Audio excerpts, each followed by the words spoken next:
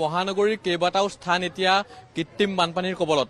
যোৱা দেওবাৰে নিশা এজাক মুখলধাৰ বৰষুণ আহিছিল। সেই বৰষুণৰ পিছতেই কৃত্ৰিম বানপানীৰ সৃষ্টি হৈছিল মহানগৰীৰ কেইবাটাও স্থানত। কৃত্ৰিম বানৰ কবলত গুৱাহাটী মহানগৰ। এফালে উন্নয়নৰ শ্লোগান, আনফালে উন্নয়নৰ ফুফুলা স্বৰূপ। এজাক মুখলধাৰ বৰষুণৰ পিছতেই সৃষ্টি হ'ল অবৰ্ণনীয় পৰিস্থিতিৰ।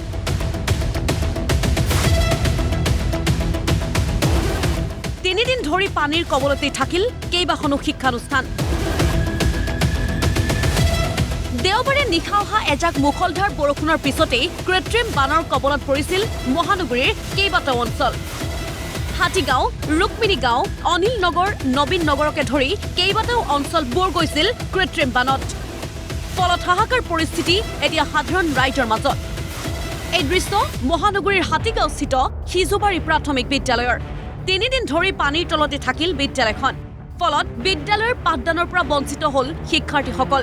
গুৱাহাটী পৌৰ নিগম তথা চৰকাৰৰ অৱহেলাৰ বাবেই এতিয়া আন্ধাৰ নমাই আনিছে এইসকল কণকণ শিশুৰ জীৱনলৈ। জৰাজীৰ্ণ অৱস্থাৰ মাজতেই বিদ্যালয়লৈ আহি ক্ষোভ বুজাৰিলে অভিভাৱক তথা ছাত্ৰ ছাত্ৰীসকলে। এই পুৱাই আহি হেড আৰু মই মিলি কেনে ৰাস্তাটো বনালো। আমাৰ অফিচৰ ৰুমত গোটেই পানী আৰু ড্ৰেছ যিখিনি দিছিলে সেইখিনিও প্ৰায় পানী উঠি তিতিলে। আৰু আমাৰ শিক্ষকবোৰে যিমান পাৰে যিমানে বৰষুণ হওক ইমান ৰাস্তা দি গৈ হলেও আমি এটা ক্লাছ ৰুমতে আমি দুটা ক্লাছৰ ছাত্ৰ বহাই কেনে এনেকে আমি ক্লাছ কৰাই আছো। সেই এজাক বৰষুণ ৰবিবাৰৰ পৰা আমি এনেকে কষ্ট কাটি আছো। কিন্তু চৰকাৰে কি কৰে, যেতিয়াৰ পৰাই GMD কাম কৰিছে আগতে আমি দেখাই পোৱা নাছিলো লিটিল ফ্লাৱাৰলৈ পানী হৈছিলে। আজিকালি চাৰিআলি ক্লজ কৰি দিলে। নাজানো কেনেকুৱা বা ইঞ্জিনিয়াৰে কাম কৰিলে। পাঠদান আমি স্থগিত ৰাখিব লগা হ'ল। প্ৰথম দিনাটো আমাৰ বন্ধই দিলে চৰকাৰে। নেক্সট ডে আমাৰ হয়তো ক্ষতি খাতিনিৰ কাৰণে বন্ধ আছিলে। আজি আমাৰ খুলিছে। এতিয়া খোলাৰ লগে লগে আপোনালোকে পৰিৱেশটো দেখিছে ন, এইবিলাক কাপোৰৰ দম আছে কিবা কিবি। এইকেইটা ৰুমতে দুটা তিনিটা ক্লাছ একেলগে ল'ব লাগিব। আমি কেনেকৈ পাঠদান কৰিম? আমি নিশ্চয় ল'ৰা ছোৱালীকেইটাক কিবা এটা শিকাই এৰিব লাগিব। আমি যিটো পাঠ্যক্ৰমৰ যিটো চিলেবাছ, সেই চিলেবাছ মতে আমি আগবাঢ়িব অসমৰ্থ হৈ যাব লাগিব। কাৰণ এনেকুৱা পৰিৱেশতো আমি পাঠদান আগবঢ়াই নিয়াত সফল নহ'ম। ইফালে বিদ্যালয়ৰ পাঠ্যপুথিৰ লগতে ইউনিফৰ্মসমূহো নষ্ট হৈ পৰিল কৃত্ৰিম বানত। ফলত তিনিদিন ধৰি বন্ধ হৈ ৰ'ল বিদ্যালয়ৰ পাঠদান। বিদ্যালয়ৰ প্ৰধান শিক্ষকে ৰ'দত শুকুৱালে বিদ্যালয়ৰ পাঠ্যপুথি আৰু ইউনিফৰ্ম। তিনিদিন ধৰি পানীৰ তলত থকা বিদ্যালয়খনৰ অৱস্থা এতিয়া অতি শোচনীয়। খোৱা পানী, শৌচালয়সমূহো এতিয়া ব্যৱহাৰ কৰিব পৰা অৱস্থাত নাই। প্ৰশাসন, পৌৰ নিগমেও আজিলৈকে নললে কোনো ধৰণৰ সুব্যৱস্থা। ফলত জিয়াটো ভুগিবলগীয়া হৈছে বিদ্যালয়ৰ কৰ্তৃপক্ষৰ লগতে ছাত্ৰ ছাত্ৰীসকলে। খোৱা পানীতো এইটো আজি পৰা নহয় যে ৬-৭ বছৰ স্কুলত খোৱা পানী নাই। আমি SMCৰ তৰফৰ পৰা বহুত কষ্টৰ মাধ্যমে সেই পানীখিনি আমি যোগান ধৰোঁ। আৰু এইটো সময়ে সময়ে আমাৰ বিভাগৰ কৰ্তৃপক্ষক আমি জনাই আহিছোঁ।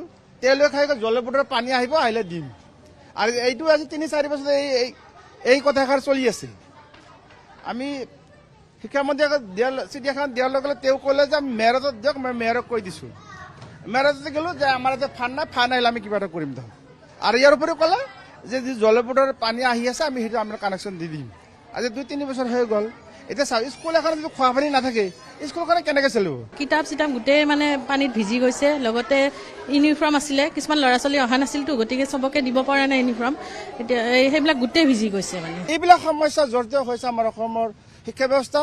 আমি অসমৰ মুখ্যমন্ত্ৰী তথা আমি শিক্ষামন্ত্ৰী আপোনালোকৰ চেনেলৰ জৰিয়তে অনুৰোধ কৰোঁ, আমাৰ হিজুবাৰী স্কুলখন দিছপুৰৰ লাগতে এখন স্কুল দেখিলে খালি তাৰ পৰা দেখিলে চকুটো মেলি দিলে দেখা পাব এইখন স্কুল এনেকুৱা অৱস্থা।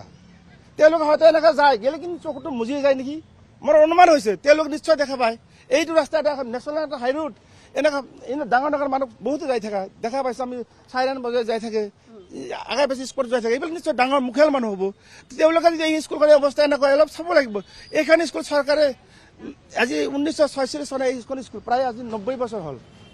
এই 100 বছৰ এখন স্কুল এনেকুৱা যদি পঢ়ি থাকে এই স্কুলখন আমাৰ অসমীয়া মাধ্যমৰ স্কুল, অসমীয়া কলা সংস্কৃতি কেনেকৈ আমি জীয়াই ৰাখিব? যিহেতু 3 দিন ধৰি পাঠদান কাৰ্য বন্ধ কৰি ৰাখিবলগীয়া হৈছে আৰু আজিৰ পৰা পাঠদান কাৰ্য আৰম্ভ কৰিছে যদিও কেইবাটাও শ্ৰেণী লগ হৈ এটা কোঠাতেই পাঠদান কাৰ্য আৰম্ভ কৰিছে। গতিকে এনেধৰণেই মহানগৰীৰ বিভিন্ন স্থানত, অকল ইয়াতেই নহয়, সিজুবাৰী প্ৰাথমিক বিদ্যালয় নহয় আৰু কেইবাখনো প্ৰাথমিক বিদ্যালয় আছে। এনেধৰণে কেইবাখনো প্ৰাথমিক বিদ্যালয়ত এতিয়া এনেধৰণে পাঠদান কাৰ্য চলাই নিবলগীয়া হৈছে। এতিয়া প্ৰশ্ন হয়, কৃত্ৰিম বানৰ পৰা কেতিয়া সকাহ পাব মহানগৰবাসীয়ে? ভিডিঅ' জাৰ্নেলিষ্ট দীপেন নাথৰ সহযোগত ভাৰ্গৱ জ্যোতি দাসৰ ৰিপৰ্ট প্ৰতিদিন টাইম।